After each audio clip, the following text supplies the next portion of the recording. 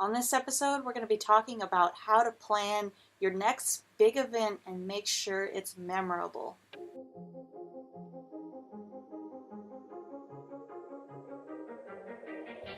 Welcome to Thriving Launch with Luis Congdon and Kamala Chambers, the show for heart-centered entrepreneurs who want it all. Maybe you can relate to this. When I was a full-time coach, I found that I had to keep repeating the same things to people over and over and over again, and it got to be kind of draining, and I wasn't really enjoying what I was doing anymore. So what I decided to do was record the things that I had to tell clients over and over and over again, and then I packaged those recordings together and sold them as an online course. If you're interested in creating and selling your own online course, head over to thrivinglaunch.com and I have a free training for you on how to create and make passive income through your own online course.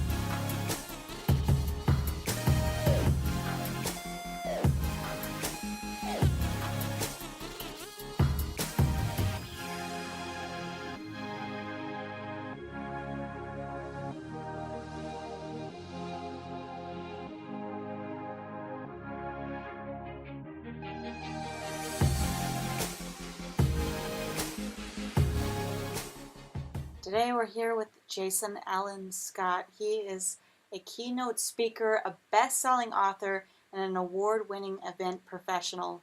All right, Thriving Launchers, we're here with Jason. Are you ready to launch, Jason? Houston, I don't think we have a problem. So, hey, you've been recognized by Eventbrite as being one of the top people to create events, and that's very significant because Eventbrite is one of the biggest producers of events in the world. It's very hard to find an event that isn't being put on through Eventbrite, and that really makes you somebody who's a specialist and understands how to create events and really utilize events for businesses and media purposes. And I'm curious if you're somebody new to event planning and you'd like to put on something, where do you tell people to start? Listening. I grew up in South Africa, in Cape Town, and the first significant president I had was Nelson Mandela, better known as Madiba.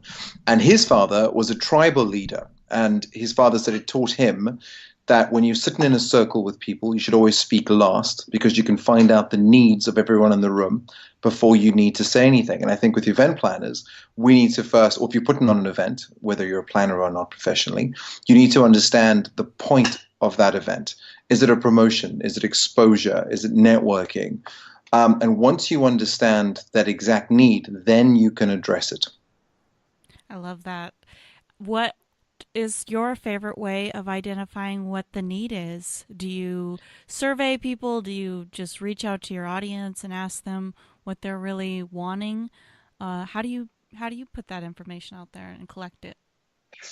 8 out of 10 of my events are client focused. So a client will come to me. So let's look at very recently, I did an event for small business within the United Kingdom. So they came in and they said, we've got all these incredible small businesses within the United Kingdom. How do we give them more attention that they deserve? We want to put on an event show. So we said, okay, they're going to call it the Small Awards and it's going to highlight small business.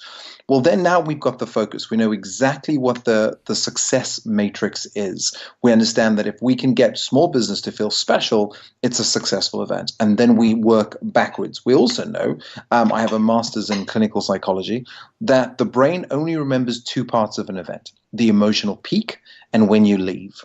So we immediately add that in. So if you're going to win at the event, then of course that's going to be your emotional peak. But maybe you don't. And most event shows have more losers than winners in the room. So how do you get them to feel an emotional peak? And then how do you make the exiting strategy something that they'll never forget? It's why a lot of the time in these big events and parties you see from all over the world, you'll see the famous goodie bag. It's because it guarantees you something memorable as you leave the event. I really like that. And I like that you kind of narrowed it down to something specific as well. I really want to hear about some of the mistakes. What have you found are some of the biggest mistakes that people make when planning events? Oh my gosh. There are so many. Event planners was voted as, or event planning was voted as the fifth most stressful job in the world by Forbes magazine 3 years in a row. And it's because part of our job is firefighting. Part of it is realizing that there's only so much you can plan. As Mike Tyson said, everyone has a plan until they get punched in the face. So you prepare yourself for the fact that the AV is probably going to go wrong. And most events, the mic has some sort of feedback or there's some problem with the musical choice. Following that, lighting is very popular for going wrong. But probably the most popular after sound is food. Vegans been served meat.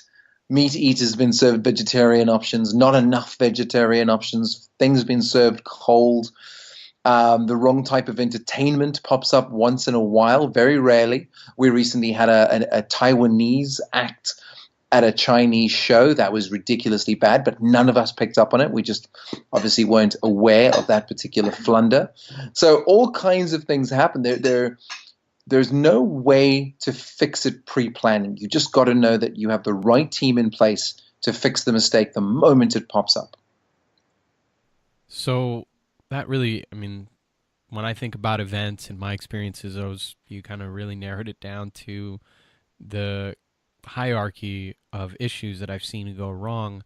One of the things that I'm really curious about is, at what point should an entrepreneur or a business consider throwing on an event? I'm looking at this kind of in a way that a lot of people are wondering, at what point should I outsource? We know that maybe it's a good idea, but one, why is it a good idea? And two, at what point and time in your business success or growth should you put one on, and why should you do that? Firstly, let me just say that's an excellent question. I recently did a talk at Google. I think actually it might have been last year now. This year's flying past me. And the question was this exact question. It was, when do you put on an event? How do you put on an event? What's the right route to market for your event? The truth is, you should put an event on as soon as you have a product or service to sell.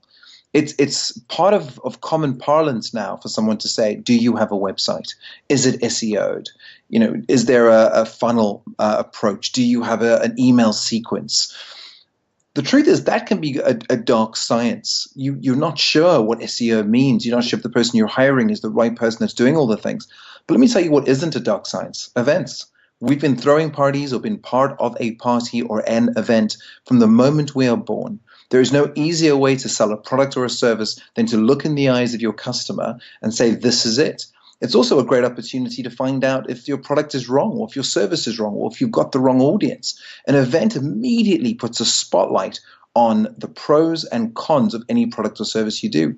Some people say, well, you should first have an audience. You don't need an audience. Thanks to social media, you can now reach out to other people's audiences. Thanks to things like podcasts, we can now bring various tribes all together. And much like a podcast, an event just gives you an opportunity to really address what needs to be said or what needs to be heard. So I say, do an event the moment you understand what your product and service is.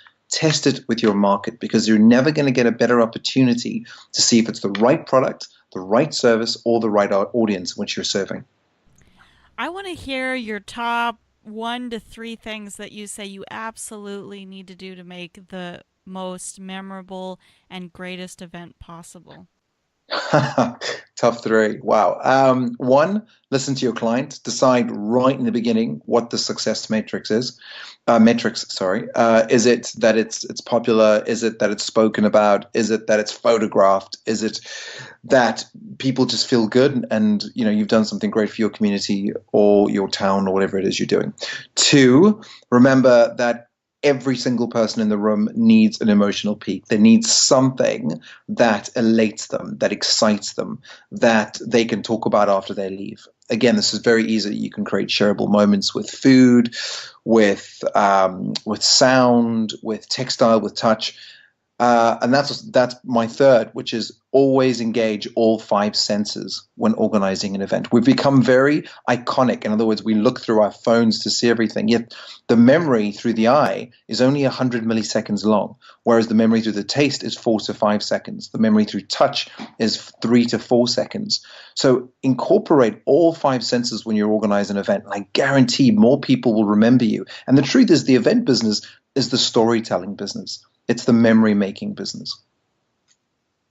So my last question here for you is, do you consider yourself an extrovert? I'd imagine that being in the event planning business, you have to be really extroverted, and if you're an introvert, it might be best to hire someone who is a little bit more outgoing or really likes engaging with lots of people.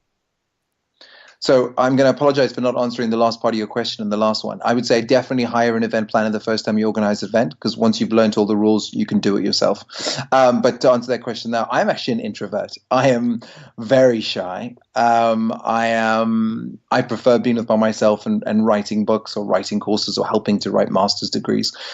That said, I believe that extreme need is the mother of innovation. And if pushed, we bring out whatever we need in ourselves. And with events, you can easily be an introvert because you can have someone else step in front of the limelight. You can be the back of house and allow someone else to be the front of house, whether that's your catering manager, your operations manager, your show caller. There's so many roles within the event space that it's very easy to be the man or woman behind the face of the business. I have made myself the face of my business only because I wanted to create a role that would never end. I wanted to follow Seth Godin's rule of always being what's that incredible word he uses? An impresario. And that impresarios are always needed no matter what industry you find yourself in. I love it. And as an introvert myself, I've planned lots of events, and I don't think you need to be an extrovert to do it. You can do it right as long as you have the right team, and that's exactly what you're saying. The last question before we go, I just want to know if there's one major ninja trick that you want to leave the Thriving Launchers with for their event planning, something that they can really dig their teeth into. My number one ninja trick is to know your audience. I used to have a club, number one Leicester Square, the Penthouse, hence my social media is Penthouse Lord. And this was right in the beginning of Google, I would try and find people's pictures and I would put little comments next to it. And what I would do is something that I'd always wanted to happen in my life, which is to be able to walk into a room as an introvert and have someone come over and say, "Hi, Louise, I'd like to introduce you to Michael. Michael works within events and is really loves dealing with children. Louise is looking to have a child. I'll leave the two of you and move off." As an introvert, to be introduced to someone, especially with your something of interest, it makes you feel comfortable. It makes you feel relaxed. I also guarantee that as a host, you'll be someone that will always be remembered. As a business owner, they'll be like, "Oh my gosh, Jason always speaks so well of me. Michelle always speaks so well of me." Or they introduced me to so many people that I've now got this much business. Be a great introduction specialist. Be someone that cares about their audience, cares about the fact that everyone's there for a reason, and always introduce people to people with one thing of interest to each other. Jason Allen Scott, everyone, talking about event planning and how to make a memorable event. I encourage you all to go out and look at your next event, how you're going to plan it, what it's going to be about, and apply these tips that you learned today. Keep thriving, everyone. You've been listening to the Thriving Launch podcast. For books and resources related to today's episode, make sure to head over to thrivinglaunch.com. We'll see you there.